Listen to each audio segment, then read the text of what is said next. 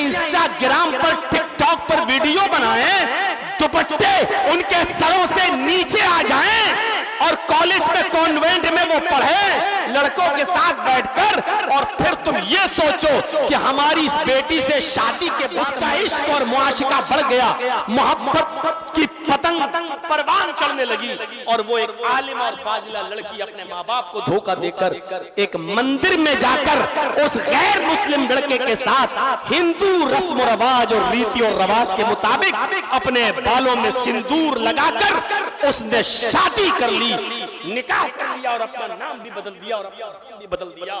आज के इस माहौल में एक आलिमा, एक फाजिला लड़की के साथ ये हाल है। जब उसको कॉन्वेंट का माहौल दे दिया, जब उसको मदरसे के माहौल से निकालकर कॉन्वेंट का माहौल दे दिया, लड़के और लड़कियों का एक साथ मिलने और जुलने वाला माहौल दे दिया, तो फिर वो लड़की अपनी बाप की भी नहीं हुई, अपने खानदान की भी नाक कटाती है, अपने माँ बाप को भी रुस्वा करती है, और गैर मुस्लिम लड़के के साथ वो निकाह से गुनाह ही ना हो तो इंसान ही कहाँ है।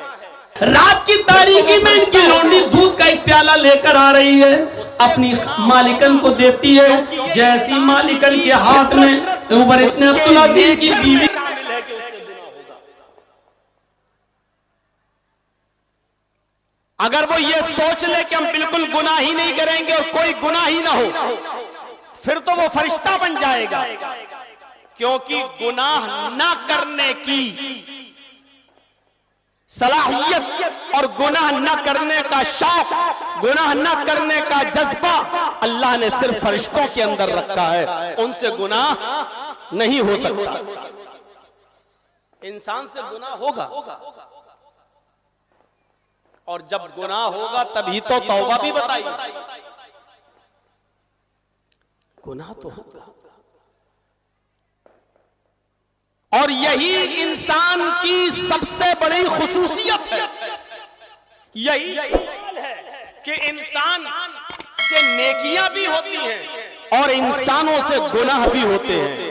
आज हमारी बात को जरा गौर से सुनिएगा, नई तरीके की और दूसरे अंदाज की बातें हो रही हैं आज आपके सामने।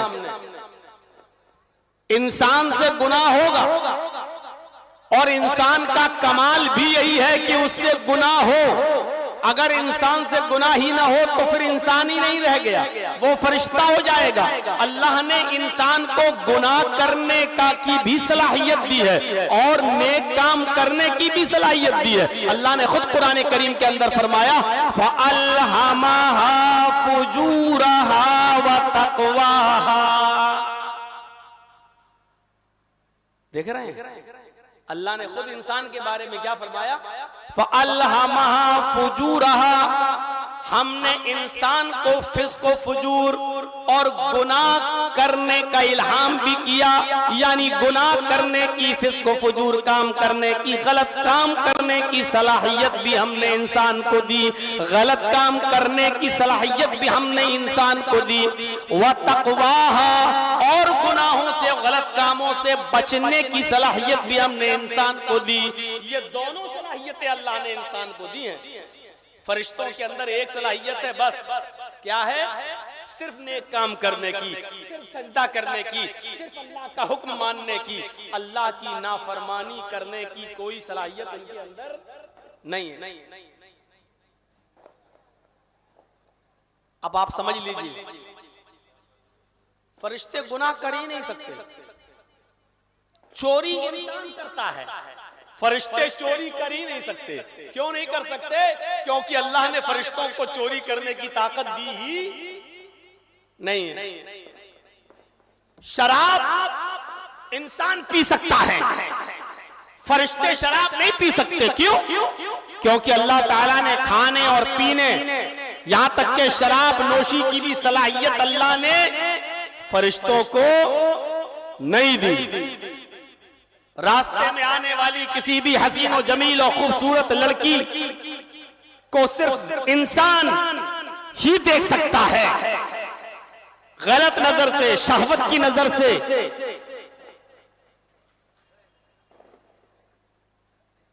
फरिश्ते नहीं देख सकते। क्यों? क्योंकि फरिश्तों के अंदर अल्लाह रब्बुल आलमीन ने वो सलाहियत रखी ही नहीं है। फरिश्ते अगर गुनाहों से बचे हुए हैं तो कोई कमाल नहीं है। समझ रहे हैं ना एक बात को? फरिश्ते अगर गुनाह से बचे हुए हैं तो इसमें फरिश्तों का कोई कमाल नहीं है। इंसान गुनाह की सलाहियत और गुनाह की ताकत रखते हुए गुनाह से बच जाए, ये सबसे बड़ा कमाल है। शराब की बोतल हमारे हाथ में है, बाप भी नहीं देख रहा है, माँ भी नहीं देख रही है, दोस्त भी नहीं देख रहे हैं, सबसे ओझल है, पूरी ताकत है, पैसा भी हमारे पास, शराब की दुकान भी खुली हुई है, हमारे पास पूरी ताकत है, पैसा भी है, शराब की बोतल खरीदने की ताकत भी है, शराब की बोतल को पीने की का वक्त भी है, हमारे पास टाइम है, हमारे पास कुदरत है, हमारे पास पैसा है, हमारे हाथ में शराब की बोतल भी है, कोई देख भी नहीं रहा है।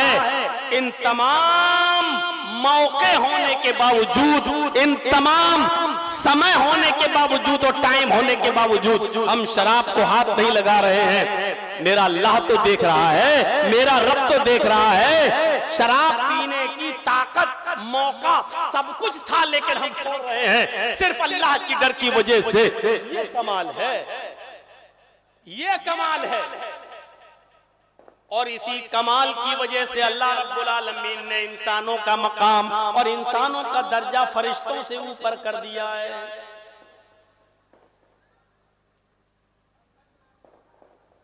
एक तरफ ये आतिशबाजी भी हो रही है, दूसरी तरफ तकरीर भी।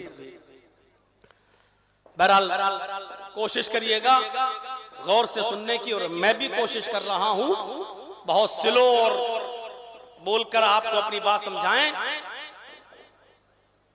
सलाहियत क्या है? सारे मौके होने के बाद भी हम शराब को नहीं पी रहे हैं, अल्लाह के डर से छोड़ रहे हैं। ये कमाल है, ये कमाल। फरिश्ते रोजा रख लें तो कोई कमाल नहीं है। फरिश्ते अगर रोजा रख लें तो कोई कमाल नहीं, क्योंकि फरिश्ते तो खाते नहीं है, पीते नहीं है, उनको प्यासी नहीं लगती, उनको भूखी नहीं लगती। अगर फरिश्ता रोजा से रख ले, रोजा रह ले तो क्या कमाल है भाई? वो तो खाता ही नहीं है, वो तो पीता नहीं है। कमाल ये है कि भूख हमें लग रही है लेकिन हम नहीं खा रहे हैं, प्यास हमें लग रही है लेकिन हम नहीं पी रहे हैं, बीवी की जरूरत हमें है लेकिन हम बीवी के करीब नहीं जा रहे हैं, अल्लाह के लिए सब कुछ छोड़ रहे हैं। ये कमाल है, ये आला दर्जा है। और इसीलिए अल्लाह रब्बुल आलमीन ने फरिश्तों से ऊंचा मकाम इंसानों का रखा है। अब आप समझ गए होंगे मेरी बात। फरिश्ते तौबा नहीं करते हैं। क्यों नहीं करते? क्योंकि उनसे गुनाह नहीं होता है। तौबा हमें और आपको करना पड़ती है। क्यों? इसलिए कि हमसे और आपसे गुनाह होते हैं।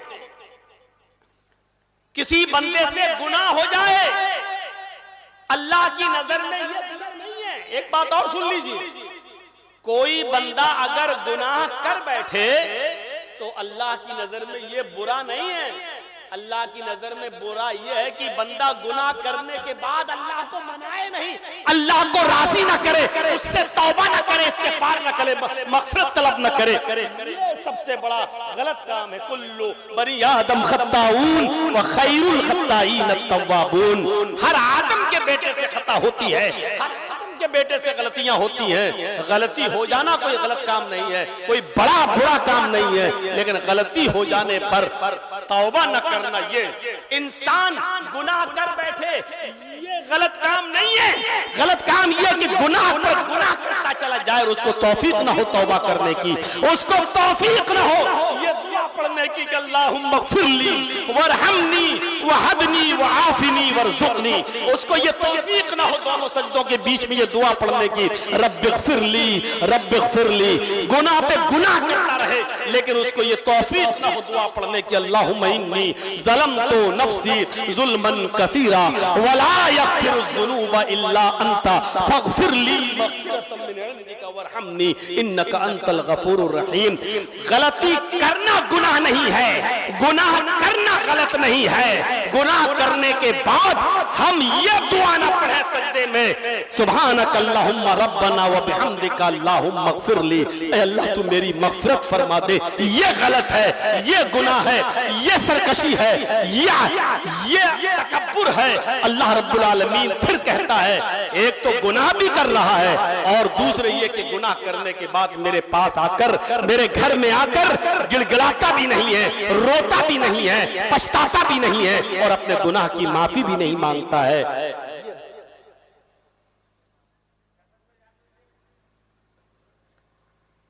समझ गए होंगे मेरी बात को। इसीलिए अच्छा माहौल बनाओ, अच्छा माहौल बनाओ। जितना माहौल आप अच्छा बनाएंगे मेरे प्यारे साथियों, जितना आपका माहौल अच्छा, माहौल का असर पड़ता है। नेकी नेकी को जन्म देती है, बुराई बुराई को जन्म देती है। एक बात याद रखिएगा और दिलचस्प किस्सा सुनाता हूं अभी आपको। नेकी नेकी को जन्म देती है, बुराई बुराई को जन्म देती है। आप सुबह फजर की नमाज में उठ जाइए और जमात के साथ नमाज पढ़ लीजिए। अब आपका पूरा दिन बहुत अच्छा गुजरेगा। जैसे ही जोहर की नमाज का वक्त होगा, आप कहेंगे देखिए जोहर का वक्त हो रहा है, चलिए चलिए नमाज पढ़ते हैं। फजर की नमाज हमने जमात के साथ पढ़ी, अब जोहर भी हम जमात के साथ पढ़ेंगे।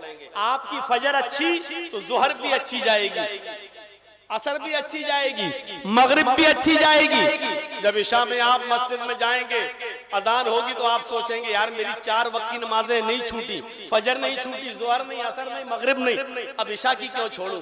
आप इशा की भी पढ़ेंगे। एक नेकी की सुबह उठकर फजर में, इस नेकी ने और नेकियों को पैदा किया। इस नेकी ने और नेकियों को पैदा किया और आपकी सारी नमाजें अच्छी, सब सही। लेकिन आपकी फजर की नमाज में कमी हो गई, नहीं उठे, सोते रहे। सुबह जब उठे तो 9 बज गए और 9 बजे उठने के बाद आप कारोबार में लग गए, नाश्ता पानी किया। जब आपने फजर नहीं पढ़ी, जोहर का वक्त है, अब आप कहोगे क्या करें, चलो यार अब कल से ही पढ़ेंगे। अब जोहर क्या पढ़ें, जब सुबह नहीं पढ़े तो फजर जोहर क्या पढ़ें, जोहर भी छूटी, चलो अब असर क्या पढ़ें, अब असर भी छूटी, अरे 3 छूटी तो अब चौथी का, अब तो जुमे से पढ़ेंगे नहा धोकर, अब तो हम कल से पढ़ेंगे नहा धोकर, परसों से पढ़ेंगे नहा धोकर। आपसे बुरा काम हुआ, सुबह फजर की नमाज आप नहीं पढ़ सके, 5 नमाजें आपकी छूट गईं। नेकी नेकी को जन्म देती है, बुराई बुराई को। नेकियों का माहौल बना। बुरे माहौल में रहोगे तो जानते हो क्या होगा, माहौल का असर पड़ता है। एक आदमी नालियां साफ करता था, गंदगी साफ करता था, लैट्रीन उठाया करता था और उसको ले जाकर फेंकने के लिए, उसका यही काम था, यही धंधा था। लैट्रीन घर घर से जाना, साफ करना, उठाना, लादना और उसको बाहर ले जाकर फेंकना। उसी माहौल में उसका बचपने से लेके बुढ़ापा, उसी माहौल में वो पला और बड़ा। बदबू सूंघ कर उसकी परवरिश हुई। एक दिन वो इत्र की गलियों से गुजर रहा था, खुशबू की गली से, खुशबू के मोहल्ले से, जहां इत्र की फैक्ट्री थी वहां से गुजर रहा था। उसने देखा नाली से भी खुशबू आ रही है, उसने देखा पूरी फैक्ट्री खुशबू से महक रही है। किसी ने उसको एक इत्र की शीशी दे दी, ये इत्र की शीशी ले लो, सूंघो जरा। इत्र की फैक्ट्री के पास से गुजर रहा था, उसने इत्र को सूंघा, बेहोश हो गया। जिसने पूरी जिंदगी बदबू सूंघी हो उसको इत्र दे दिया जाए, ऊद दे दो, जन्नतुल फिरदौस दे दो, शमामा दे दो, मजमुआ दे दिया, उसने सूंघा, बेहोश हो गया। लोग डर गए, ये क्या हुआ।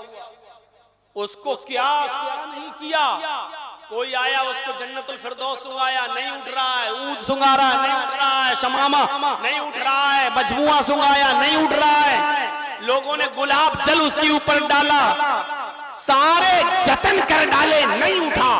किसी ने उसके घर में खबर दी, उसका भाई आया, लोगों ने बताया तेरा भाई बेहोश पड़ा हुआ है, देख। उसने जब देखा दाएं बाएं, उसने इत्र की फैक्ट्री देखी, उसने कहा बस बस बस बस मैं समझ गया, मेरे भाई को इत्र सुंघा रहे, वो कहां से उठ जाएगा। फिर वो अपने मोहल्ले में गया और थोड़ी सी गंदगी लेकर आया, लैट्रीन लेके आया, गलाजत लेके आया, और फिर उसने उसकी नाक के पास उस गलाजत को रखा, उस बदबू को सुंघाया। उसका भाई फौरन उठ गया और उठ के सीधे उसके घर चला गया। क्यों? क्योंकि उसको उस चीज की जरूरत थी जिस माहौल में वो रहा है। जो माहौल उसको दिया गया उस माहौल में वो रहा तो खुशबू कहां से पसंद आएगी? औरंगाबाद में रहने वाले लोगों और इस बस्ती के लोगों, जब तुम शराब का माहौल दोगे, जुए का माहौल दोगे, लाडलाड का माहौल दोगे, बेपर्दगी और बेहयाई का माहौल दोगे, और तुम ये सोचो कि इस माहौल में हमारे बच्चे इब्ने तैमिया बनकर निकले, इब्ने कय्यम बनकर निकले, कहां से हो सकता है?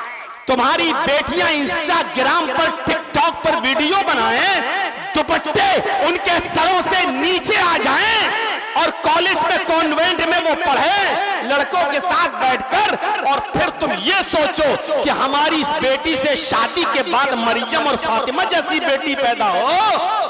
नहीं, माहौल आप कौन सा दे रहे हो? और कल मैंने बताया था तकरीर में, अलीपुर मऊनाथ भंजन की एक लड़की जो आलिमा थी, जो मदरसे से पढ़ के निकली थी, आलिमा थी, फाजिला थी, मौलवियत की डिग्री लेकर निकली, आलिमा फाजिला। गौर करो, जिसने कुरान पढ़ा, तफसीर पढ़ी, हदीस पढ़ी, बुखारी सब कुछ, और जब फारिग हुई वहां से तो शादी से पहले ही उसके घर वालों ने उसकी नौकरी लगा दी किसी कॉन्वेंट स्कूल में। 10-12-15 हजार रुपया महीना उसको कॉन्वेंट स्कूल में मिलने लगा। वो वहां जाके पढ़ाने लगी और वहां पढ़ाते पढ़ाते गैर मुस्लिम लड़के के साथ उसका इश्क और मुआशिका बढ़ गया। एक हिंदू लड़के के साथ उसका इश्क और मुआशिका बढ़ गया।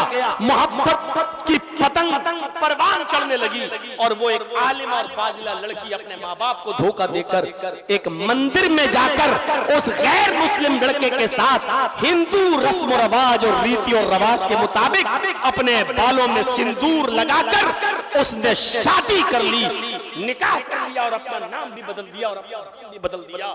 आज के इस माहौल में एक आलिमा, एक फाजिला लड़की के साथ ये हाल है। जब उसको कॉन्वेंट का माहौल दे दिया, जब उसको मदरसे के माहौल से निकालकर कॉन्वेंट का माहौल दे दिया, लड़के और लड़कियों का एक साथ मिलने और जुलने वाला माहौल दे दिया, तो फिर वो लड़की अपनी बाप की भी नहीं हुई, अपने खानदान की भी नाक कटाती है, अपने माँ बाप को भी रुस्वा करती है और गैर मुस्लिम लड़के के साथ वो निकाह कर लेती है।